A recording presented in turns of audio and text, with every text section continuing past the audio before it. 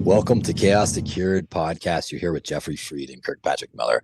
Today, we are going to attempt to tackle what is causing this mental health crisis that we are seeing across the board. We're seeing it at earlier ages. We are seeing more anxiety. We are seeing more depression. We are seeing, of course, a host of other issues. So, one, I'd kind of like to jump into what we think might be causing some of the, I guess, heightened responses that we're seeing. And then I also want to tackle why these problems are so difficult for us to deal with, because we have more technology, we have more medications. So why aren't we being able to actually get rid of this fire of mental health that is honestly just burning without any help? So, Jeffrey, I'm giving you the loaded question of why do you think we're seeing more? And this is something we have talked about. So, what do you think is causing some of the mental health? I mean, the numbers are just staggering. Yeah, I can definitely talk about the numbers, but I don't think anybody's going to argue the point that things are worse psychologically than they've ever been. The only argument could be that now we're less repressed and we can admit that we have issues and we couldn't have done that 20 years ago. So people are talking about it, but it's more than that. I'm not buying that as a possible reason. It's like everybody has a case of PTSD. I My definition again, I work with people on the spectrum. Mostly, I work with some people that aren't on the spectrum as well, but the vast majority of people are autistic. And my thing about autism is it mirrors and masks PTSD. A person on the spectrum is suffering from PTSD. Why? Because they're more sensitive, their senses are more intense, the world is a more abrasive place. So you add all that up, and you get stress. I think people are all suffering from PTSD. And it's pretty easy. It's stoked by the media. It's stoked by politicians. It's stoked by the internet because there's money to be made from people's misery.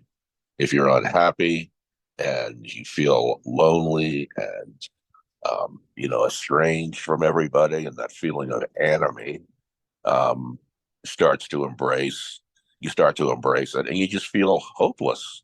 The news has never been more omnipresent than it is today.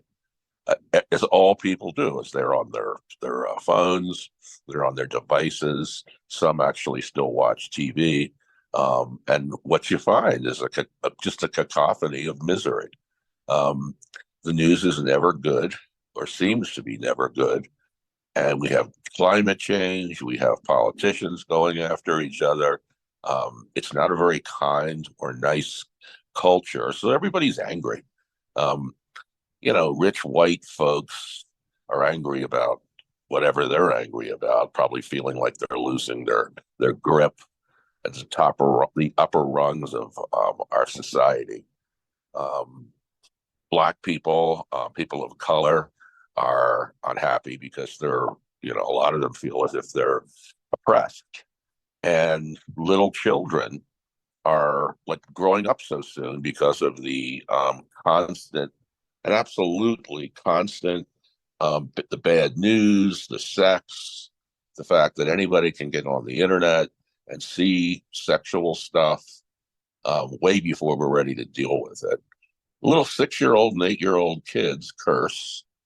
They spend most of their time on some device because the parents are so overwhelmed, and the devices are good babysitters. And you have a lot of people who are mentally ill, because of genetic things. And if you are working with some kind of mental illness or some kind of a neurotypical condition or learning style, you're made to feel that you don't fit in.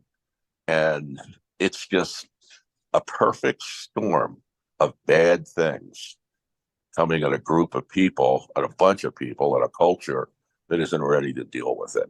I am constantly disgusted by the fact that if I dare watch something on TV, or worse yet, listen to the radio, all I am is besieged by drug commercials. Um, and it's just all so depressing. And then we have exquisite knowledge of the gap between rich and poor, which is terrible and it's obscene. And people know about it, and they're always angry. Everyone's always seething. So it's a pretty bereft culture, and it's much worse here in the United States than it is in other countries. I travel. I've been all over the world, and most countries are much healthier mentally than this one. So You know, that's what my take is. there were a bunch of things that you brought up that are really valid. One, we know on a genetic level that there is a pretty massive increase in a neurodiverse population. We know that science shows it, and um, again, you mentioned the drugs and the commercials. There's the news. Nothing does sell if it's positive. You don't get traction by being positive. Yep. You get traction by stoking anger. You start something off, you say something extreme, and it gets a reaction. That reaction gets impressions. Those impressions are exactly what all of the social media companies want. They want impressions so they can show that they have active users, and then they can sell advertising. Yep. So we have a Great. world that is, you said, a perfect storm. So we have a social media and the internet which thrives off of our problems. It does not thrive off of our solutions. The internet, you don't see many people searching for how can I become, less happy. I'm too happy. Or how can I, gain weight? I'm too thin. My body's too perfect. None of that is, I've never searched for that myself. I know I'm not the only person that would think of those questions. And they seem almost like fiction. Like, why would anybody ask that? Well, for me, I see multiple problems. We have a world, and we've spoken about this before, that is truly pushing, and you said stress. I really believe, and if somebody wants to listen back to our podcast about time, I really believe it has to do with our perception of time. So when you have a world that is constantly pushing you to move faster, to work harder, and then at the same time, our dollars are going shorter distances. People, both parents have to work now. You can't even afford daycare. I mean, daycare is super expensive. So both parents are working. Then the parents aren't happy with what the school's doing. They're saying, well, no, we should be able to educate our children the way we want to. Well, that's great if you're around. If both of you are working and then you're complaining about what the school is doing, no one is ever happy. So it's an extremely frustrating situation for parents to be in.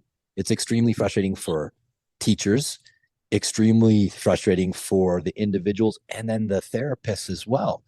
So we're short staffed on having enough mental health care providers. So let's just start right there in terms of a massive problem. So we have more anxiety, we have suicide skyrocketing, we have depression everywhere, we have ADHD that is still a problem, and everybody doesn't even care anymore. I'm seeing research reports of one person who wrote a book. I don't even need to get into that, but well-known psychiatrist, and he's trying to link. We have ADHD, and if you have ADHD, you're more likely to suffer from major depressive episodes. People in the higher rungs in a caste system is the way I'm looking at it. So you have doctors at the top, you have PhDs at the top, and then it goes down from there. If you don't have a college degree, nobody even wants to listen to you. You have no opinion in this world anymore.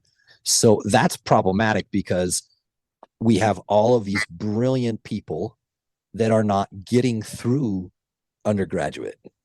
We have brilliant people that aren't getting the same people that suffer with like tragic anxiety, they're the people you want working with somebody that is struggling with anxiety as they're going through school.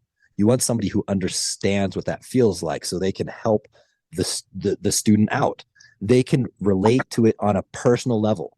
Well, what's the problem with that? If you have massive anxiety, that tends to also not just cover generalized anxiety is not just about social, it's about everything. So of course it's going to affect your testing. Well, if you don't test well on your MCATs, you can't go to medical school, even if you get your graduate degree or you have your undergrad. So we have a system that is literally built to keep anyone out that has a neurodiverse mind. But yet we need those neurodiverse minds to treat the problems we're seeing. So to anyone listening, if that doesn't make sense, well, it doesn't make sense to me either. We need to have different avenues for individuals besides college. There needs to be a way for other people to become a mental health therapist, a psychiatrist, somebody who can write prescriptions. We need surgeons, heart surgeons that are not necessarily, they didn't go through the same system. I don't understand why hospitals don't hire, they see an 18-year-old working there and they're, wow, you're a phenomenal CNA or QMAP. You know what we're going to do? We're going to put you into this, our apprenticeship program, and we're going to make sure you become a nurse. Oh, and then you're a phenomenal nurse. We think you're going to make a great physician's assistant. So we're going to move you up. We're going to train you for that. Throughout all of history, apprenticeships have worked. There's no reason that we should be pigeonholed into only one. The only way you can become a lawyer is by going through your law degree, which is absurd. You used to be able to take your bar exam, at least in the state of Colorado, without having a law degree. Now you can't even sign up to take the bar exam. So even if you could pass it, it doesn't matter. You have to pay for school for 3 years. That's 3 years of postgraduate. So it's very expensive. Well, this just leads me all back to these. One, you have late bloomers, a lot of people with OCD, bipolar, schizophrenia, autism, ADHD, brilliant, brilliant individuals. And they can do spectacular things. And what do we have them doing? So many of these people are honestly working at fast food restaurants. They're working at like mopping floors. You have people who could solve cancer, seriously mopping floors because they don't have pieces of paper. I am not trying to say anything bad about college. I'm not saying college is not effective. What I'm trying to say is when you make a system that is completely built around left hemispheric dominant thinkers, so they are all linear and sequential, those are the people who are going to thrive in college. If you make that the only system, you're cutting out a massive portion statistically of individuals who can help. It's the same reason that we should always make sure we accept men and women. We should not ever have a bias because that cuts out half the population. It's just mathematically stupid. I don't have a better word for it. We need to include as many spectacular minds as possible. And right now, I only see a solution for this when you have the only solution I can come up with is where we see multiple different approaches where people can reach the same end point, where you can have a knowledge base one, you can have an apprenticeship, you can test out of things. If it's only college, we are doomed. And the reason I say that is because I know how hard my GPA cumulative was 3.91 at a college level. It was a tier 1 college. I could not write my name. I was on so many medications. If I can't get through school, and that's an undergrad, what chance do others have? Especially if they had a more severe case. I had a very severe case of bipolar 1. I had OCD. I had generalized anxiety, and ADHD. So I had a whole host of problems, but I was still able to somewhat function. So I was a high functioning person with a ton of massive problems. My capabilities are much greater than what my opportunities can be. My potential will never be tested because of a system in place that says you're not worthy unless you go through our steps. And so, how do we expect people that can truly fix these problems to ever get through school? And that's what I think honestly is the crux of our biggest problem. We have great tools, and I'm not trying to knock the psychiatrists out there. You're working as hard as you can, but there are certain things that are very difficult to explain or to help others with unless you have dealt with it yourself. And I can specifically speak to OCD. If you haven't dealt with OCD, that same individual I mentioned earlier just came out and said how OCD was just no problem. You could just deal with it changing your diet.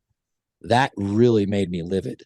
And now this is an expert at the highest level. So graduating, just think Stanford, Harvard, Yale. I don't need to say which one, but that's where he went.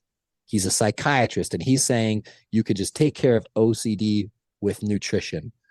That is not okay to me. And this is a person that has a big platform. There's a lot of people that listen. Now, if somebody else actually has OCD, they're going to feel the same way that I did when I heard that.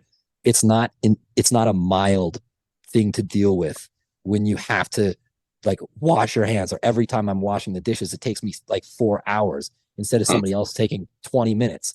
It's a big deal. It takes time, it takes energy, it's stressful. And when you mix all of these issues in and then you throw them in a super stressful situation where, listen, you have to pass all of these classes with a 4.0, otherwise you can't get into this next school, and then you can't get into the next school. It's all about pressure. And I get why they're doing it. They want to see who can survive. Well, guess what? That's not how it should be done. We shouldn't be looking for who survives torture. We should be looking for who innovates in the right environment, who changes the world because of their brilliance and because of the opportunities they're presented. And until we have that, I don't think we have the tools to correct and to honestly to solve this issue. What do you think about that?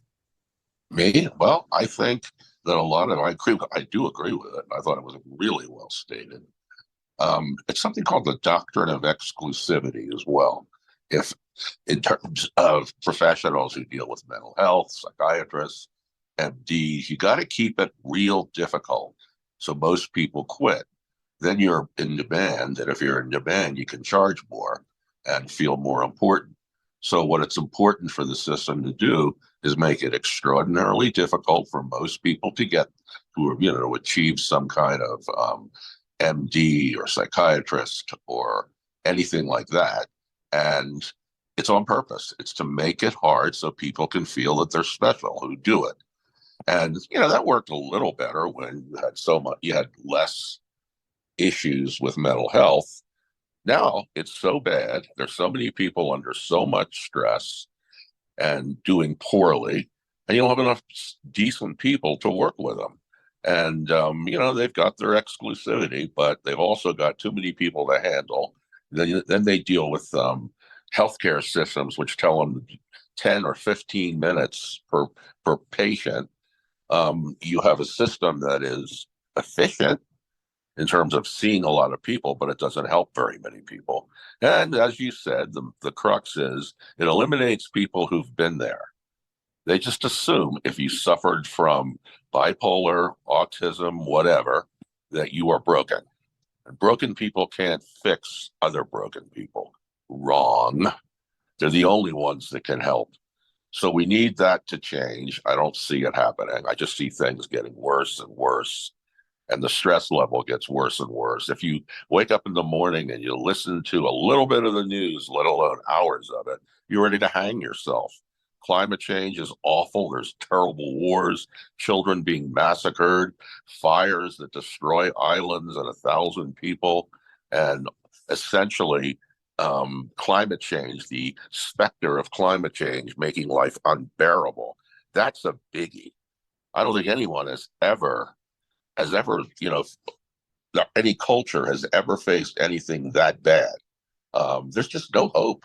That's all you hear is there's no hope. And if you don't think that takes a toll, think again, it takes a toll. I believe stuff like climate change and the news is a major cause of depression and loneliness. The internet, for example, giving you the illusion that everybody else is doing great while you're lonely and sitting home on a Friday night. Um, it's everywhere. You're besieged by stress. The only way you can avoid stress is to do mindfulness stuff, which you should do. Everyone should do mindfulness in yoga. That's really cure yourself, because the culture isn't really going to do it. It doesn't really care about you. All it cares about is your money. There's very little compassion. People are meaner.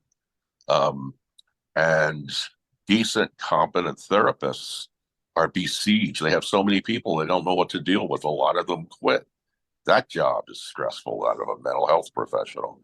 So you don't get the good ones. You get the ones that don't care, that are reading the books and prescribing the medication. Talk therapy is out of fashion. We're in bad shape. Well, and like you said, the cost.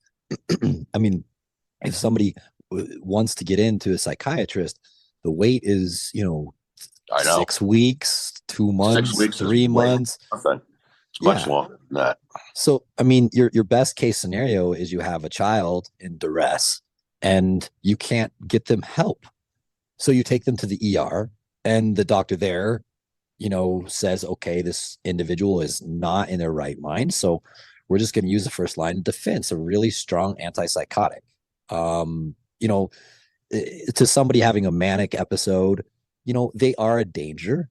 So the doctors are trying to do their best. But a lot of times these explosions, if people have listened to our podcast, we've explained why some of these things happen. If people were aware, and again, the way you become aware is by actually living through that experience. And yep. I know, I can absolutely guarantee, if a psychiatrist had to stay on the medications they prescribed and they had to do it for 4 weeks. Okay, so you have to stay on olanzapine for 4 weeks. Okay, now you have to stay on risperidone for, 4 weeks. If they had to try any of those medications, they wouldn't prescribe them. Because it is, and again, I am not trying to say that medications are not useful, and I certainly don't want to give anyone the impression that they're bad and you should ever discontinue. Please don't ever discontinue medication without speaking to your a medical professional or who you're working with. However, as someone who's been through it, I know which ones worked better, what the differences were. Lamictal, far better mood stabilizer by miles than some of the other things they prescribe. It definitely lifted a little bit more towards the upside, a little bit less towards the downside. Oftentimes they'll mix that with Escalith, which is a long-acting lithium. But some of these medications are so potent. What they do is, and I will just be flat out, the first time I was given a really, really strong one, I needed my mom and dad to help me down the stairs. I couldn't walk. It felt like somebody had literally just taken a whole bottle of Jack Daniels or whatever liquor you can think of and just poured it down my throat. I have never felt more inebriated, lost, drunk, incoherent in my life. And that's what it felt like every single day of taking that medication. It was, yes, I was no longer having mood swings. I didn't have a mood. I didn't have a brain, right? So yeah, I was absolutely stable, quote, stable. That's not stability to me. Stability to me is being able to live a great life or the same life as someone else who doesn't have those issues. And it is possible. Managing it is possible. But I agree with you. And again, I'm not attacking the colleges. I'm attacking the entire system. It is absolutely broken. And I'm frustrated, and I'm tired of hearing people say, you're not an expert.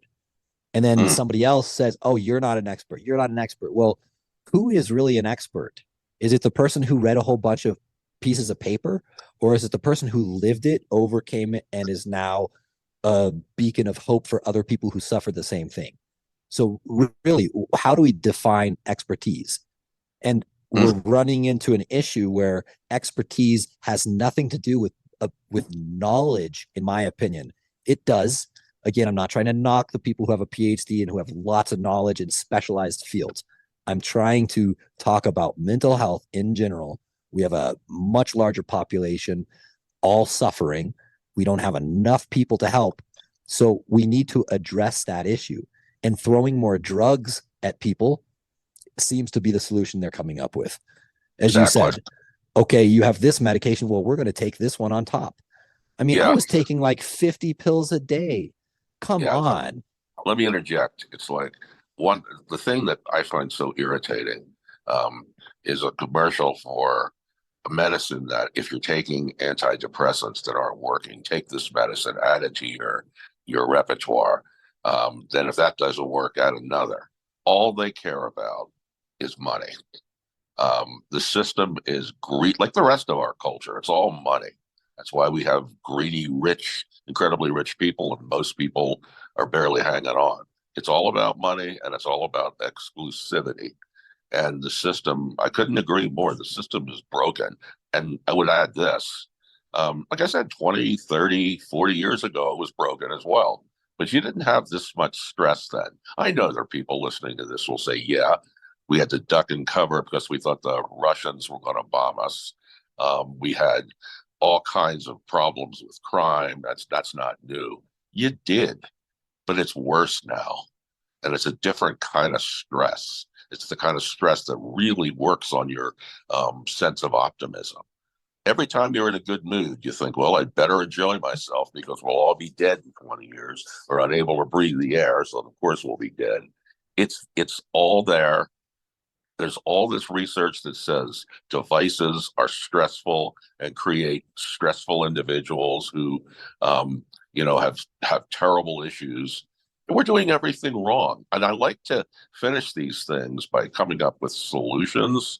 I'm not going to bother with that today because we have come up with some solutions long term, but short term, I guess the only thing I could say is stay away from news sources as much as you can.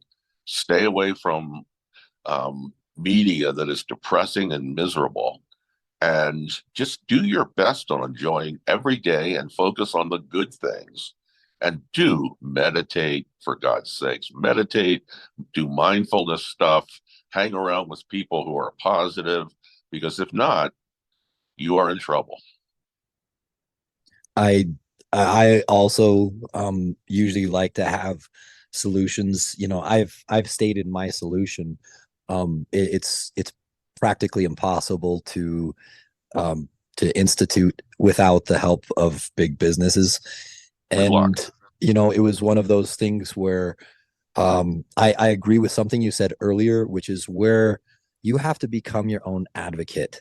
And this is where you need to learn to be patient, research very carefully, and with the help of some people that understand, and you have to fight for yourself, and that means looking things up. It means studying on your own. It means looking for solutions because you can't wait for 6 weeks plus when someone is suffering and they're talking about suicide.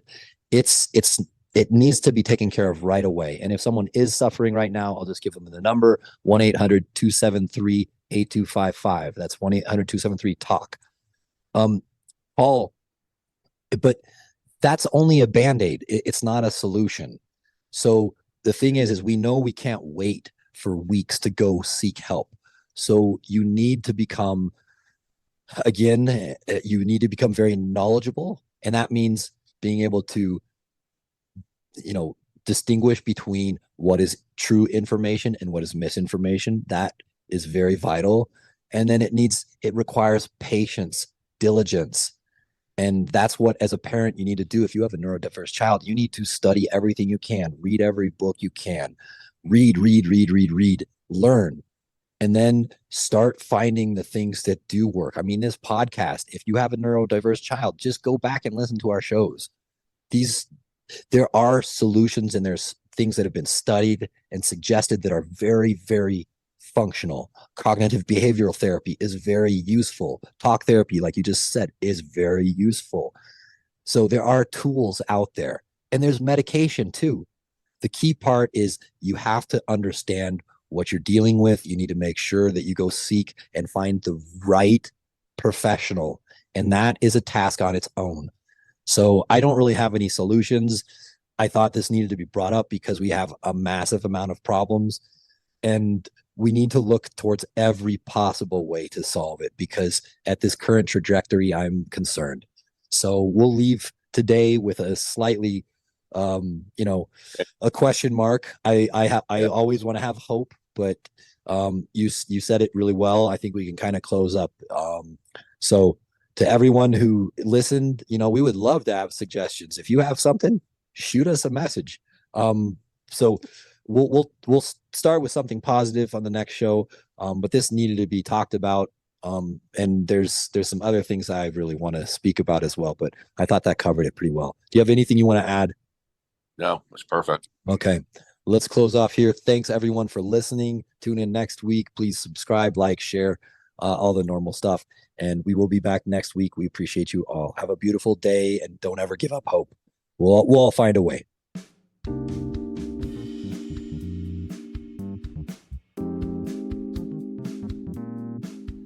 Thank you so much for listening to Chaos2Cured podcast. If you enjoyed the show, please share it with everyone you know. And definitely like, follow, and subscribe. Certainly leave a comment if you'd like. Let us know what you'd like us to talk about the next time. Also, in our show notes, there should be direct links where you can follow us on our social media, as well as reach out to us directly. Thanks again, and have a great day.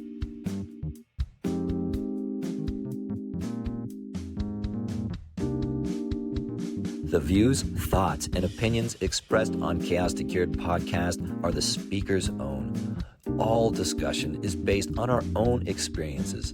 We do not and cannot guarantee the accuracy or completeness of any information. Chaos2Cured podcast cannot give medical or health advice. All discussion is based upon our personal experiences and meant for general and educational purposes. This podcast is not a substitute for professional help or for diagnostic purposes for yourself or another. Chaos2Cured podcast always encourages you to consult an appropriate professional.